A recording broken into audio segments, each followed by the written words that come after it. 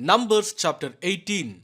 Then the Lord said to Aaron, "You, your sons, and your relatives from the tribe of Levi will be held responsible for any offenses related to the sanctuary. But you and your sons alone will be held responsible for violations connected with the priesthood. Bring your relatives of the tribe of Levi, your ancestral tribe, to assist you and your sons as you perform the sacred duties in front of the tabernacle of the covenant. But as the Levites go about all their assigned duties at the tabernacle, they must be careful not to go near any of the sacred objects or the altar. If they do, both you and they will die. The Levites must join you in fulfilling their responsibilities for the care and maintenance of the tabernacle, but no unauthorized person must assist you. You yourselves must perform the sacred duties inside the sanctuary and at the altar. If you follow these instructions, the Lord's anger will never again blaze against the people of Israel. I myself have chosen your fellow Levites from among the Israelites to be your special assistants. They are a gift to you, dedicated to the Lord for service in the tabernacle. But you and your sons, the priest, must personally handle all the priestly rituals associated with the altar and with everything behind the inner curtain. I am giving you the priesthood as your special privilege of service. Any unauthorized person who comes too near the sanctuary will be put to death. The Lord gave these further instructions to Aaron. I myself have put you in charge of all the holy offerings that are brought to me by the people of Israel. I have given all these consecrated offerings to you and your sons as your permanent share. You are allotted the portion of the most holy offerings that is not burned on the fire. This portion of all the most holy offerings, including the grain offerings, sin offerings, and guilt offerings, will be most holy, and it belongs to you and your sons. You must eat it as a most holy offering. All the males may eat of it, and you must treat it as most holy. All the sacred offerings and special offerings presented to me when the Israelites lift them up before the altar also belong to you. I have given them to you and to your sons and daughters as your permanent share. Any member of your family who is ceremonially clean may eat of these offerings. I also give you the harvest gifts brought by the people as offerings to the Lord, the best of the olive oil, new wine, and grain. All the first crops of their land that the people present to the Lord belong to you. Any member of your family who is ceremonially clean may eat this food. Everything in Israel that is specially set apart for the Lord also belongs to you. The firstborn of every mother, whether human or animal, that is offered to the Lord will be yours. But you must always redeem your firstborn sons and the firstborn of ceremonially unclean animals. Redeem them when they are 1 month old. The redemption price is 5 pieces of silver, as measured by the weight of the sanctuary shekel, which equals 20 gerahs. However, you may not redeem the firstborn of cattle, sheep, or goats. They are holy and have been set apart for the Lord. Sprinkle their blood on the altar and burn their fat as a special gift, a pleasing aroma to the Lord. The meat of these animals will be yours, just like the breast and right thigh that are presented by lifting them up as a special offering before the altar. Yes, I am giving you all these holy offerings that the people of Israel bring to the Lord. They are for you and your sons and daughters to be eaten as your permanent share. This is an eternal and unbreakable covenant between the Lord and you, and it also applies to your descendants. And the Lord said to Aaron, "You, priests, will receive no allotment of land or share of property among the people of Israel. I am your share and your allotment. As for the tribe of Levi, your relatives, I will compensate them for their service in the tabernacle. Instead of an allotment of land, I will give them the tithes from the entire land of Israel. From now on, no Israelites except priests or Levites may approach the tabernacle. If they come too near, they will be judged guilty and will die.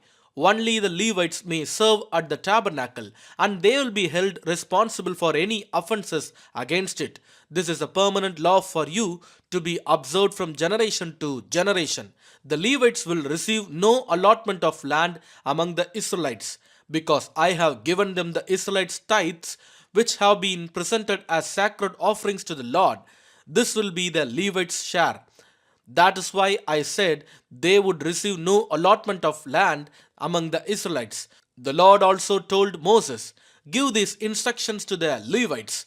When you receive from the people of Israel the tithes I have assigned as your allotment, give a tenth of the tithes you receive, a tithe of the tithe to the Lord as a sacred offering. The Lord will consider this offering to be your harvest offering, as though it were the first grain from your own threshing floor or wine from your own winepress. You must present one tenth of the tithe received from the Israelites as a sacred offering to the Lord. This is the Lord's sacred portion, and you must present it to Aaron the priest. Be sure to give to the Lord the best portions of the gifts given to you. Also, give this instruction to the Levites: when you present the best part as your offering, it will be considered as though it came from your own threshing floor or winepress. You Levites and your families may eat this food anywhere you wish, for it is your compensation for serving in the tabernacle. You will not be considered guilty for accepting the Lord's tithes if you give the best portion to the priest. But be careful not to treat the holy gifts of the people of Israel as though they were common. If you do, you will die." Numbers chapter 19. The Lord said to Moses and Aaron, "Here is another legal requirement commanded by the Lord. Tell the people of Israel to bring you a red heifer, a perfect animal that has no defects and has never been yoked to a plow. Give it to Eleazar the priest, and it will be taken outside the camp and slaughtered in his presence. Eleazar will take some of its blood on his finger and sprinkle it 7 times toward the front of the tabernacle. As Eleazar watches, the heifer must be burned, its hide, meat, blood, and dung. Eleazar the priest must then take a stick of cedar, a hyssop branch, and some scarlet yarn and throw them into the fire where the heifer is burning. Then the priest must wash his clothes and bathe himself in water. Afterward, he may return to the camp, though he will remain ceremonially unclean until evening. The man who burns the animal must also wash his clothes and bathe himself in water, and he too will remain unclean until evening. Then someone who is ceremonially clean will gather up the ashes of the heifer and deposit them in a purified place outside the camp. They will be kept there for the community of Israel to use in the water for the purification ceremony. The ceremony is performed for the removal of sin. The man who gathers up the ashes of the heifer must also wash his clothes, and he will remain ceremonially unclean until evening. This is a permanent law for the people of Israel and any foreigners who live among them. All those who touch a dead human body will be ceremonially unclean for 7 days. They must purify themselves on the third and seventh days with the water of purification. Then they will be purified. But if they do not do this on the third and seventh days, they will continue to be unclean even after the seventh day. All those who touch a dead body and do not purify themselves in the proper way defile the Lord's tabernacle, and they will be cut off from the community of Israel. Since the water of purification was not sprinkled on them, their defilement continues. This is the ritual law that applies when someone dies inside a tent. All those who enter that tent and those who were inside when the death occurred will be ceremonially unclean for 7 days. Any open container in the tent that was not covered with a lid is also defiled. And if someone in an open field touches the corpse of someone who was killed with a sword or who died a natural death, or if someone touches a human bone or a grave, that person will be defiled for 7 days. To remove the defilement, put some of the ashes from the burnt purification offering in a jar and pour fresh water over them. Then someone who is ceremonially clean must take a hyssop branch and dip it into the water. That person must sprinkle the water on the tent, on all the furnishings in the tent, and on the people who were in the tent, also on the person who touched a human bone, or touched someone who was killed or who died naturally, or touched a grave. On the third and seventh days, the person who is ceremonially clean must sprinkle the water on those who are defiled. Then on the seventh day, people being cleansed must wash their clothes and bathe themselves, and that evening they will be cleansed of their defilement. But those who become defiled and do not purify themselves will be cut off from the community, for they have defiled the sanctuary of the Lord, since the water of purification has not been sprinkled on them. They remain defiled. This is a permanent law for the people. Those who sprinkle the water of purification must afterward wash their clothes, and anyone who then touches the water used for purification will remain defiled until evening. Anything and anyone that a defiled person touches will be ceremonially unclean until evening. Numbers chapter 20. In the first month of the year, the whole community of Israel arrived in the wilderness of Zin and camped at Kadesh. While they were there, Miriam died and was buried. There was no water for the people to drink at that place, so they rebelled against Moses and Aaron. The people blamed Moses and said, "If only we had died in the Lord's presence with our brothers. Why have you brought the congregation of the Lord's people into this wilderness to die, along with all our livestock? Why did you make us leave Egypt and bring us here to this terrible place? This land has no grain, no figs, no grapes, no pomegranates, and no water to drink." Moses and Aaron turned away from the people and went to the entrance of the tabernacle, where they fell face down on the ground. Then the glorious presence of the Lord appeared to them. And the Lord said to Moses, "You and Aaron must take the staff and assemble the entire community as the people watch. Speak to the rock over there, and it will pour out its water. You will provide enough water from the rock to satisfy the whole community and their livestock." So Moses did as he was told. He took the staff from the place where it was kept before the Lord. Then he and Aaron summoned the people to come and gather at the rock. "Listen, you rebels," he shouted. "Must we bring you water from this rock?" Then Moses raised his hand and struck the rock twice with the staff, and water gushed out, so the entire community and their livestock drank their fill. But the Lord said to Moses and Aaron, "Because you did not trust me enough to demonstrate my holiness to the people of Israel, you will not lead them into the land I am giving you." This place was known as the waters of Meribah, which means arguing, because there the people of Israel argued with the Lord, and there he demonstrated his holiness among them. While Moses was at Kadesh, he sent ambassadors to the king of Edom with this passage: "This is what your relatives, the people of Israel, say. You know all the hardships we have been through. Our ancestors went down to Egypt, and we lived there a long time, and we and our ancestors were brutally mistreated by the Egyptians. But when we cried out to the Lord, he heard us and sent an angel who brought us out of Egypt. Now we are camped at Kadesh, a town on the border of your land. Please let us travel through your land. We will be careful not to go through your fields and vineyards. We won't even drink water from your wells. We will stay on the king's road and never leave it until we have passed through the territory." But the king of Edom said, "Stay out of my land, or I will meet you with an army."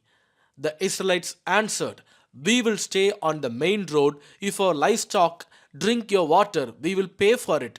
Just let us pass through your country. That's all we ask." But the king of Edom replied, "Stay out, you may not pass through our land." With that, he mobilized his army and marched out against them with an imposing force. Because Edom refused to allow Israel to pass through their country, Israel was forced to turn around. The whole community of Israel left Kadesh and arrived at Mount Hor. There, on the border of the land of Edom, the Lord said to Moses and Aaron, The time has come for Aaron to join his ancestors in death. He will not enter the land I am giving the people of Israel, because the two of you rebelled against my instructions concerning the water at Meribah. Now take Aaron and his son Eleazar up Mount Hor. There you will remove Aaron's priestly garments and put them on Eleazar his son. Aaron will die there and join his ancestors. So Moses did as the Lord commanded. The three of them went up Mount Hor together as the whole community watched. At the summit, Moses removed the priestly garments from Aaron and put them on Eleazar, Aaron's son. Then Aaron died there on top of the mountain, and Moses and Eleazar went back down. When the people realized that Aaron had died, all Israel mourned for him 30 days. Numbers chapter 21. The Canaanite king of Arad, who lived in the Negev, heard that the Israelites were approaching on the road through Atharim. So he attacked the Israelites and took some of them as prisoners. Then the people of Israel made this vow to the Lord: If you will hand these people over to us, we will completely destroy all their towns.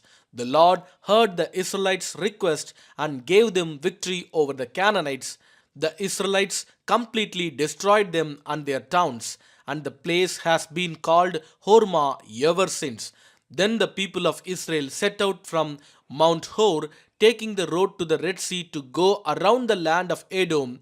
But the people grew impatient with the long journey, and they began to speak against God and Moses. Why have you brought us out of Egypt to die here in the wilderness? They complained. There is nothing to eat here and nothing to drink, and we hate this horrible manna. So the Lord sent poisonous snakes among the people, and many were bitten and died.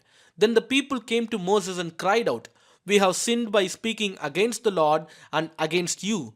Pray that the Lord will take away the snakes. So Moses prayed for the people. Then the Lord told him, Make a replica of a poisonous snake and attach it to a pole. All who are bitten will live if they simply look at it. So Moses made a snake out of bronze and attached it to a pole. Then anyone who was bitten by a snake could look at the bronze snake and be healed. The Israelites traveled next to Oboth and camped there. Then they went on to lay Abarim in the wilderness on the eastern border of Moab. From there they traveled to the valley of Sered Brook and set up camp. Then they moved out and camped on the far side of the Arnon River in the wilderness adjacent to the territory of the Amorites. The Arnon is the boundary line between the Moabites and Amorites. For this reason, the book of the wars of the Lord speaks of the town of Wahib in the area of Suppah and the ravines of the Arnon River, and the ravines that extend as far as the settlement of Ar on the border of Moab. From there the Israelites traveled to Beer, which is the well where the Lord said to Moses, Assemble the people and I will give them water. There the Israelites sang this song, Spring up, O well, yes, sing its praises. Sing of this well which princes dug, which great leaders hollowed out with their scepters and staffs. Then the Israelites left the wilderness and proceeded on through the Matana, Nahaliel, and Bamoth. After that, they went to the valley in Moab, where Pisgah peak overlooks the wasteland. The Israelites sent ambassadors to King Sihon of the Amorites with this message: Let us travel through your land. We will be careful not to go through your fields and vineyards. We won't even drink water from your wells. We will stay on the king's road until we have passed through your territory. But King Sihon refused to let them cross his territory. Instead, he mobilized his entire army and attacked Israel in the wilderness, engaging them in battle at Jahaz. But the Israelites slaughtered them with their swords and occupied their land from the Arnon River to Jabbok River. They went only as far as the Ammonite border because the boundary of the Ammonites was fortified. So Israel captured all the towns of the Amorites and settled in them, including the city of Heshbon and its surrounding villages. Heshbon had been the capital of King Sihon of the Amorites. He had defeated a former Moabite king and seized all his land as far as the Arnon river. Therefore, the ancient poets wrote this about him: Come to Heshbon and let it be rebuilt. Let the city of Sihon be restored. A fire flamed forth from Heshbon, a blaze from the city of Sihon. It burned the city of Ar in Moab. It destroyed the rulers of the Arnon heights. What sorrow awaits you, O people of Moab? You are finished. O worshippers of Chemosh, Chemosh has left his sons as refugees, his daughters as captives of Sihon, the Amorite king. We have utterly destroyed them from Heshbon to Dibon. We have completely wiped them out as far away as Nophah and Medeba. So the people of Israel occupied the territory of the Amorites. After Moses sent men to explore the Jazer area, they captured all the towns in the region and drove out the Amorites who lived there. Then they turned and marched up the road to Bashan, but King Og of Bashan and all his people attacked them at Edrei. The Lord said to Moses, Do not be afraid of him, for I have handed him over to you, along with all his people and his land. Do the same to him as you did to King Sihon of the Amorites, who ruled in Heshbon. And Israel killed King Og, his sons, and all his subjects. Not a single survivor remained. Then Israel occupied their land. Psalms chapter 33. Let the godly sing for joy to the Lord. It is fitting for the pure to praise him. Praise the Lord with melodies of the lyre. Make music for him on the 10-stringed harp. Sing a new song of praise to him. Play skillfully on the harp and sing with joy. For the word of the Lord holds true, and we can trust everything he does. He loves whatever is just and good. The unfailing love of the Lord fills the earth. The Lord merely spoke, and the heavens were created. He breathed the word, and all the stars were born. He assigned the sea its boundaries, and locked the oceans in vast reservoirs. Let the whole world fear the Lord, and let everyone stand in awe of him. For when he spoke, the world began. It appeared at his command. The Lord frustrates the plans of the nations and thwarts all their schemes. But the Lord's plans stand firm forever. His intentions can never be shaken. What joy for the nation whose God is the Lord, whose people he has chosen as his inheritance. The Lord looks down from heaven and sees the whole human race. From his throne he observes all who live on the earth. He made their hearts so he understands everything they do. The best equipped army cannot save a king, nor is a great strength enough to save a warrior. Don't count on your war horse to give you victory. For all its strength, it cannot save you. But the Lord watches over those who fear him. Those who rely on his unfailing love, he rescues them from death and keeps them alive in times of famine. We put our hope in the Lord. He is our help and our shield. In him our hearts rejoice, for we trust in his holy name. Let your unfailing love surround us, Lord, for our hope is in you alone. Amen.